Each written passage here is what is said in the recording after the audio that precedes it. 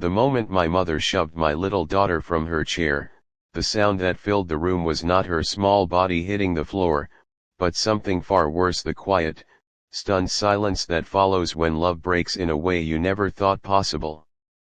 In the bright daytime glow of the dining room, sunlight streaming through lace curtains, I watched my child sit on the cold tiles, confused and scared, while my mother stood rigid beside the table, her face hard, her message clear without needing words. In that instant, my heart split into pieces, because I realized the place that once felt like home no longer recognized us as family. Before the story goes any further, if you believe kindness deserves second chances and that compassion can heal even the deepest wounds, please like, comment, share, and subscribe to the channel Kindness Hub. Your support helps stories like this reach hearts that need them. My name is Armin Hale, and I never imagined that the woman who raised me would become the source of my greatest pain. My daughter Elias was only 5, small for her age, with curious eyes that searched faces for approval. That day, I had brought her to my childhood home for a simple lunch. It was daytime, ordinary, nothing dramatic in the air. I thought it would be good for Elias to spend time with her grandmother, to feel rooted, to belong. Instead, the moment turned into a memory that still tightens my chest when I breathe too deeply. After the incident, I lifted Elias into my arms, feeling her tremble, her trust shaken. My mother did not apologize.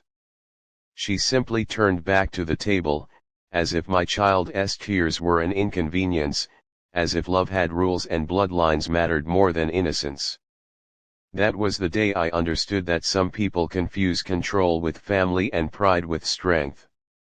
I left the house under the harsh midday sun, holding my daughter close, my shadow long and broken on the pavement. Life after that was not easy. I was a single father, working long daytime shifts as a delivery supervisor, barely making enough to cover rent, school fees, and groceries. Elias asked fewer questions after that day.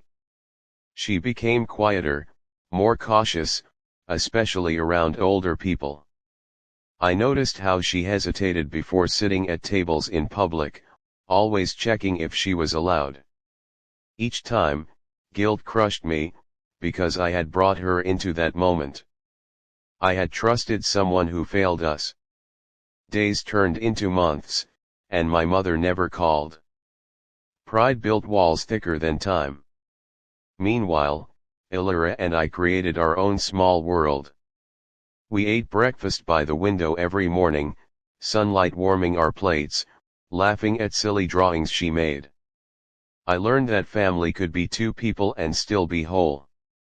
Yet deep inside, a part of me mourned the mother I thought I had, the grandmother Elias deserved.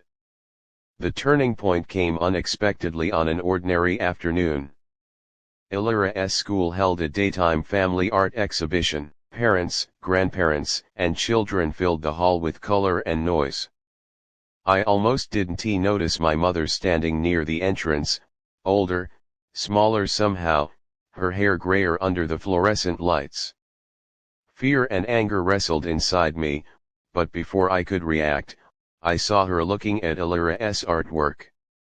It was a drawing of a table under the sun, with two figures holding hands. No crowd, no exclusions. Just love. My mother's shoulders shook as she stared at that picture. In that moment, something shifted. She looked less like a judge and more like someone finally seeing the cost of her cruelty. When Elias ran past her, my mother didn't reach out.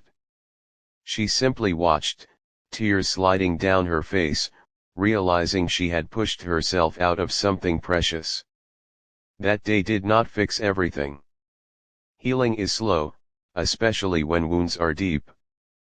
But a few days later, during a quiet daytime afternoon, my mother came to my apartment. She stood at the door for a long time before knocking. I let her in, not for her sake, but for mine, and for Elias's future. She sat on the couch, eyes lowered, hands trembling. For the first time, she looked small. Regret filled the room heavier than words ever could. From that day forward, change came in careful steps. My mother started therapy. She volunteered at a local daycare during daytime hours, learning patience she never practiced at home. Elias was cautious, but children have a way of sensing genuine effort. Slowly, smiles returned. Trust was rebuilt not through promises, but through consistency. If this story is touching your heart so far, please take a moment to like, share, and comment. Your engagement helps stories of healing and kindness reach more people who may be struggling silently.